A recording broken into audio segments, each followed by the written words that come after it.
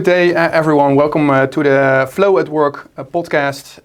My name is Karel Jansen. I'm a practice director at Platformation for our risk and security team. With me today, my two great guests, Edwin van den Heuvel from Tanium and Raymond Bierens from the Connext2Trust Foundation. Again, I assume that you have all watched our first podcast about NIS2 and the challenges that we see in the market. And of course, the recording of the NIS2 dashboard that we have also published online. If you have not watched those videos, great insights and a lovely discussion. And today we're going to actually be talking about the outcomes of the NIS2 dashboard that we have developed together with members of the Connext2Trust Foundation in the recent months.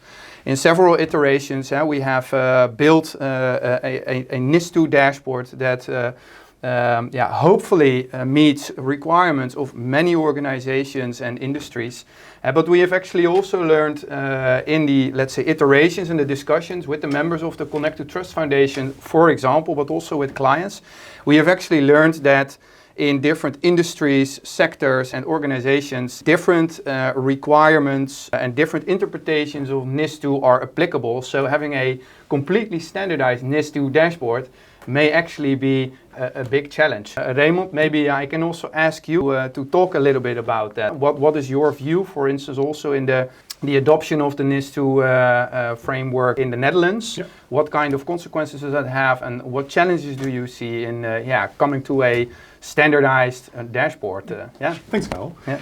Yeah, the NIS2, I mean, compared to the previous podcast the three of us did together, we only had the NIS2, which has a number of requirements stated specifically in there. Since then, the Dutch government released their new local interpretation of the NIS2. And what you're seeing now that the Netherlands has done this, and also the other European countries are in the process of doing this, is that and there is a lot of room for additional measures. So the NIS2 has not become the standard, it has become the baseline. However, it provides room for every country, but also within each country for every sector to put in additional measures on top of that. By doing that, it makes it necessary for each organization, which is applicable to one sector or sometimes even more than one sector, to have their own dashboard. And that dashboard is only a compliance dashboard which shows if you've done the measures according to the law. Mm-hmm. However, it doesn't mean you are done. It means you are in the process, and what we've seen in developing this together with the two organizations you both represent is that the goal of that is that compliance should be a result of security risk management. Mm-hmm. But by diversifying the requirements, it means you have to go into a two-tier approach where you first look in the data which is available given the tooling you have, then aggregate that into a risk management dashboard first, and out of that will come an easy interpretable NIS2 cyberveiligheidswet, as it's called in the Dutch legal system now, compliance. Yep. So that's a very big change where people were until now thinking once the local law is done, I will implement this as a compliance measure and I'm done, into this is only the baseline, which more may come as time progresses. Yeah, exactly. So I'm hearing you say NIS2 and compliance is actually, NIS2 describes what you need to do at the minimum. Depending on the context, the organization, that baseline is something that you need to have in place anyway, right? So that is the minimum standard, I would say. But on top of that, complementary, there are other domains of risk and security that we want to monitor, visualize, report on, depending on various factors. Absolutely. Coming to also a point you mentioned about data, because in the end, a dashboard is just a dashboard. I try to make an analogy for this. If you have a great an iPhone with the newest OLED screen, right? But the internet connection isn't working, it's a useless phone, right? So visualizing data in a dashboard, it's actually much more about what's under the hood and where are you getting that data from, how reliable and accurate is that data, right? Yeah. And how real time is that data. So maybe Edwin, from your experience working with platforms like ServiceNow and currently at Tanium, of course, what can you say about that? So companies, they have data. Yeah? There's only how valuable is the data? And I think there is the crux. Because take, for example, that incident we had recently about Windows systems and an update of security software. Yeah. Do you have an overview of what was the historical view, 1 day ago, 2 days ago, and the current view?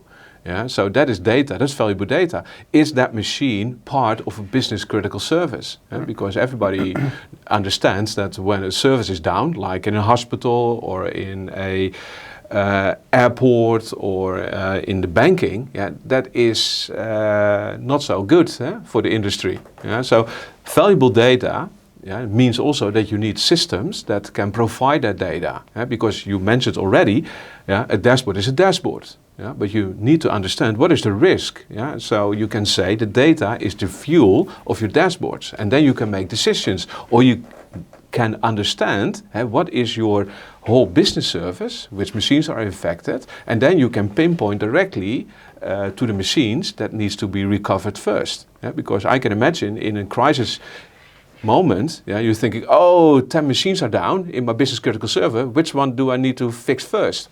I don't know. Let's run. Yeah? But maybe it's better to say, hey, based on what I see, I can say, let's go first to this part of the business critical service, recover that, and then slowly you build that up. Because we know now, after a few days, still there are airplanes not flying. And I think that is not a good story to tell to your passengers, saying, okay, sorry, also today you are not going to your holiday. Yeah. So what thanks a lot, Edwin. Makes a lot of sense to me, and maybe to try and translate this and summarize again what you're saying, because what I'm hearing what you say is really at the basis what we need, clearly, is a very complete and an accurate view of the IT asset landscape again. Something we discussed also in the first podcast. And it sounds always so easy. Then the magic word is coming, the CMDB. Yeah. But it is a crucial role for the CMDB. Yeah. And it's not a 4-letter word. It's a configuration management database. There you see exactly what do you have, where is it related to. And I'm not so old, of course, but 27 years in the world of the CMDBs, and I can tell you it's still a struggle. And I'm always asking why, because we have the technology. So why is it a struggle? It's more a process thing and a people thing, but you have to organize that. Yeah, no, absolutely. And I think also there again, to looking back at what happened last week, the crisis, a few suggestions come to mind, right? In what kind of capabilities, business and IT capabilities, do you need to have in place to react, to prevent, to remediate, and to react to these kinds of major outages? So we can think about, for instance, having business continuity strategy in place to effectively and efficiently coordinate recovery and continuity strategies with also smart technology, of course, that in the basis is connected to that IT asset landscape, right? Yeah. But also other capabilities like, for instance, IT service management, security incident response, and these kinds of capabilities, ideally, of course, on a single digital platform where people can work together and collaborate to efficiently remediate these kinds of things. So if you refer that to the dashboard, great that you can see that you are in risk, but it's behind the dashboard where you have to set your processes in the right way, learn from what happened, and evolve your processes. Absolutely. And I think, looking back on the discussions we had with the Connext2Trust community, I think taking from SolarWinds until now, I think we can safely conclude that there will always be a residual risk. These things will happen, have happened, and will happen in the future as well. I think that's an inevitable conclusion of where we are today as a society. However, by engaging in a discussion over a dashboard, which is just a dashboard, however, if you engage in a proper discussion on the dashboard, it can also provide you insights in the risks you can manage and the ones which you cannot. And that will also drive you into taking any kind of additional measures in case that risk occurs. So in case of an airline, you can still keep on flying. That can be the minimum requirement given the residual risk that a cloud environment or a manufacturer cannot deliver according to expectations. Yeah. And maybe Raymond, also a question for you. Again, if we talk about NIS2, and I think we should always be talking about the purpose of any kind of law, regulation, or policy. It always has a purpose to control behavior, to mitigate certain risk, which is exactly the case here as well. So actually the conversation, again, it should not be about you need to be compliant with NIS2. No, you want to have a conversation about how are you going to make sure that you're not going to become a victim of cyber criminality.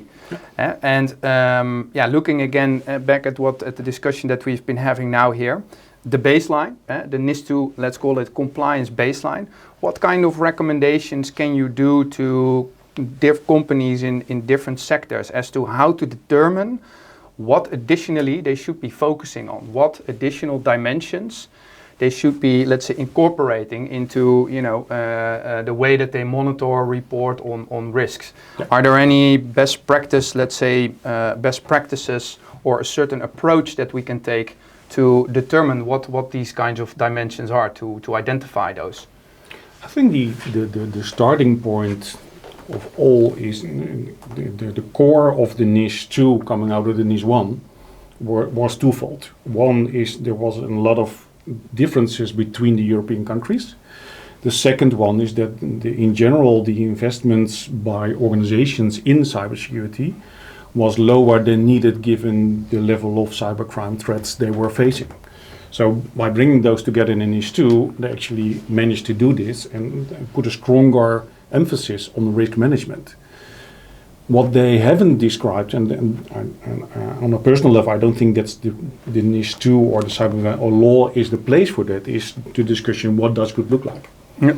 For example, having an overview of your assets and determining for each asset if it's part of a critical process or just a nice to have, which if it fails, it's still okay. It's a very more granular process. It's a much more data-driven process. You need to know which asset are there. Are they OT, IT, IoT? So in which domain are they? Are they critical? And that's a very more nuanced discussion. And I think one of the biggest starts when you talk about the NIS2, and especially the cyberbeveiligingswet, is that they emphasize the educational part of the C-level, which is a very strong recommendation. But I think it should be on the what does good look like question and not about the A until F measures, am I compliant or not? And we've seen that in the workshops we had. I mean, the compliance dashboard for NIS2 is a very simple dashboard with 8 lines, A until F, check mark yes or no. The discussion on risk management behind it, which drives whether you are not putting the check mark in, is a much more complex discussion. I think that starts with assets and identifying them based on criticality. I think that's where I would always start. Yeah, and it was a very good one, because during the workshops, what I also saw was that there's a need for a C-level dashboard, high level, A to F, but also a more detailed dashboard for the people working in the field saying, hey, we need to know more information. So you see, there's no one dashboard, one size fits all. It's specific for the target audience, high level, maybe more detailed level. At the end, it's the same data, or it is only visualized in a different way.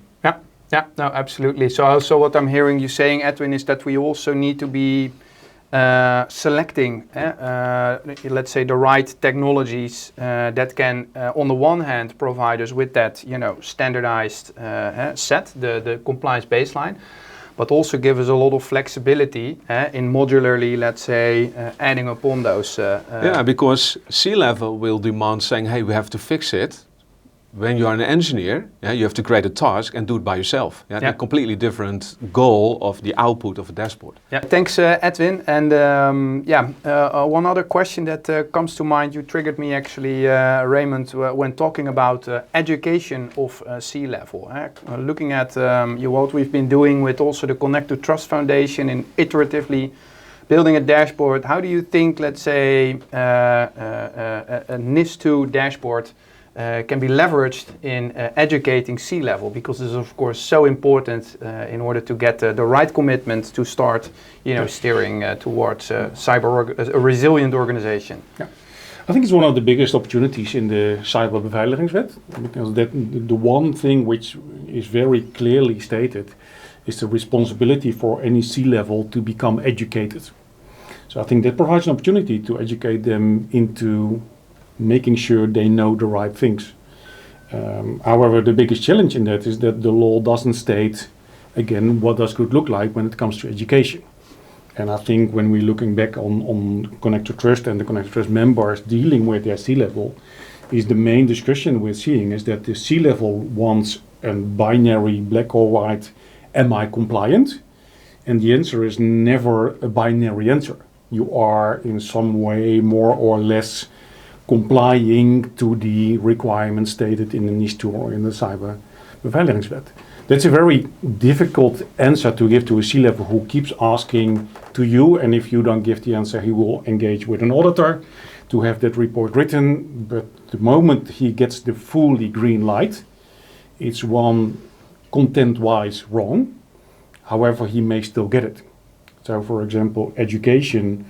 One of our biggest fears as Connext2Trust is that you run into C-level getting an education somewhere which is from the content point of view perhaps insufficient, but he still gets the degree and thinks I'm educated. Right. So what I'm hearing you saying, Raymond, to summarize a bit, C-level is looking at risk and compliance actually purely from a compliance standpoint, so in a binary way. They want to know, am I good or am I not good? Whereas the answer is the wrong question, because we're talking, the answer is always a gradient. Yeah. So it's going from red to green, basically. Yeah. And they're educating C-level. I believe actually that a visualization of, well, how red or how green am I, could be of great use. How do you see this, Anton? You are absolutely right. And take, for example, software. Companies, they will have a white list and a black list. Yeah, and you can take action, because if you have a nice gradient saying, okay, you have 80% the right software, but I can tell you, if you are uninstalling software in a company, but you are not changing your rights of users, then a day later, then the gradient will go to the red area, because everybody's downloading software, installing software. Yeah, so that means, if you want to measure that, and it's one of your critical risk factors you have in your dashboard, it's flowing. Yeah, it can be green, it's starting orange, somebody's taking action, it becomes green again. Of course you have a goal, saying, I don't want to have the blacklisted software on my machines. Yeah, but it's not only the outcome, it is also the process behind it. Yeah, so data can steer companies in the right direction to avoid that black software is installed on the machines. Yeah? So, and that is a natural thing. It's a process. At the end, you want to have the perfect situation. Yeah? But the world is not perfect. So the best thing to do is to steer your organization in the best way. And hopefully, we are staying more in the green part of the report. Yeah? So, and that is something else than to saying, yes, are we compliant against software? Yes or no? Because I can tell you, today maybe, and tomorrow, maybe not. No, thanks a lot, Edwin. I think that's a really good example that clearly indeed describes the difference between the compliance view and the risk view. And maybe another example that comes to mind is a challenge that we saw in the discussions with Connext2Trust also, as the different perspective from a C-level, a CEO or a CFO versus that of an engineer. As an example, bijvoorbeeld, let's imagine a manufacturing organization where on the manufacturing floor a major outage occurs in the OT environment. What is it that the C-level should see? What is it that the engineer should see? And what are the roles and responsibilities between these two levels? And how maybe Raymond, can you say something about your view on the differences between these roles and responsibilities, and what we should enable them with in terms of dashboarding? The C-level dashboard is the wrong place to start by design. I mean, I think when you look at the way we contributed to the dashboard, the way it currently looks, is that we came from an operational level where the data is, ramping that up into a tactical level, which you could call a process level. And then out of that comes the strategic level compliance. If you build it up like that, there cannot be a binary answer, because it is simply not feasible to have it in your own organization, let alone your supply chain, which is also part of the mandatory requirements. So I think in that sense, it is important for them to understand. But what I do see is that there are many other vendors who are designing it the other way around. They are starting with just providing a compliance dashboard only on the strategic level, and then there's no data behind it. It's just an expert opinion. I think you are compliant, which may be sufficient, even worse, for a C-level. So I think taking them away from that and making them think where is digital processes and digitization contributing to the core things my company needs to do, flying or manufacturing or whatever, is much more a process approach, that's much more a tactical approach. So my recommendation would be to actually don't take it into the operational level for a C person, because that requires a lot of technical knowledge. But any C-level should know its processes. Yeah. And then it's up to the operational level to contribute in that discussion what those processes mean with regards to digitization. And I think currently that's not being done too much. And one of our feedbacks actually to the design provider that as Connext2Trust is that we said, well, you're focusing on the C-level, which is the strategic level, which is okay. But if you don't involve the operational level, you're not bringing the two together. They need to have education together in order to understand what both of them, so the technical people need to talk a bit more risk, the C-level needs to talk a bit more cyber. Yeah. Thanks a lot, Raymond. And maybe for you, Edwin, what things come to mind for you from really purely a data perspective and how we can help that education across what I mentioned already in the beginning, it is actual data versus historical data. Yeah, because I see so often that there's a risk dashboard with data only from half a year ago.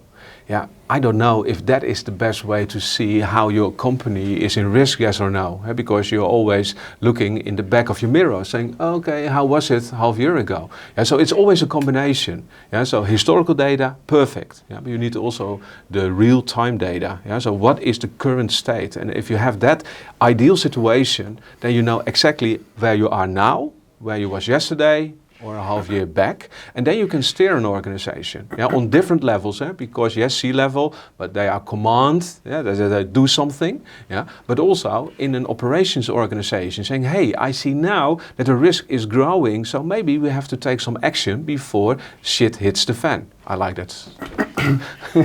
Very good. Thanks a lot. And maybe, as a final question also to go towards closure of this podcast, maybe I can ask the both of you to think about 2 or 3, let's say, final recommendations in companies, what they should be doing to start working towards a single consolidated dashboard for managing NIS2 risk and compliance. Maybe I can start with Raymond. I think one of the biggest challenges and therefore also recommendations is that you need to look beyond. Edwin correctly, so you have historical data, you have actual data, which is good where you are now, but you should also be able to look forward to see what's coming. And 2 examples which come to mind in these discussions, which we've discussed within our own organization as well. The first one being on the edge devices, a recent advisory by the National Cybersecurity Center, where it's even stated if you are a Fortinet user, assume breach, which is a very interesting recommendation to discuss with C-level. What does that mean when you are in such a position? The second is a recent example out of Asia, where instead of where we're still teaching C-level that CEO fraud can take place with FaceTime, the newest incident we've seen is where AI is creating a Teams environment with your full management team to ask for money to a financial officer. That's a totally different new generation of C-level fraud. But those examples are not covered by NIS2 in the sense that they're just another part of risk management. Having that discussion and using the right examples which are actual and factual, supported by a government doing some research into it, really help you define the discussion, and therefore that's where you start looking into your dashboard to mitigate that risk. Yeah, fantastic. Great advice, Raymond. Thanks for that. And maybe you have some thoughts to add to that. Yeah, absolutely. Because what I see that companies, they have great solutions, but they are not using it in a very good way. Yeah, so I see that they have platforms. Yeah, platforms like ServiceNow, like Tanium, like Microsoft, yeah. But at the end, they have still this issue about information, yeah, and what kind of information do I provide to C-level or to the working floor. So I think the first thing is use what you have, yeah. And I can tell you, if you use it in a proper way, yeah, you have everything under the hood already. There's only a matter of use it in the proper way. And if we can achieve that, then I think we help the world. Because for every problem there's a solution, but at the end, if you have 100 solutions, it makes no sense. So if you have 100 coffee machines in your kitchen, it will not work. So you have good ones, use it, and then you are in a good shape to provide all levels in your organization with the right data. Great. Thank you so much, Raymond, Edwin. I want to thank you both very much for again attending this podcast series and having this conversation with me, and all the great advice you've given to the watchers. So this was the last of 3 recordings of our podcast series about NIS2 and our dashboard. If you haven't seen the first 2 ones, please find the link below, and if there is anything that you want to ask us, then please also reach out. We are really happy to talk to you and to provide more assistance. So this was the Flow at Work podcast. Thank you for watching, and see you next time.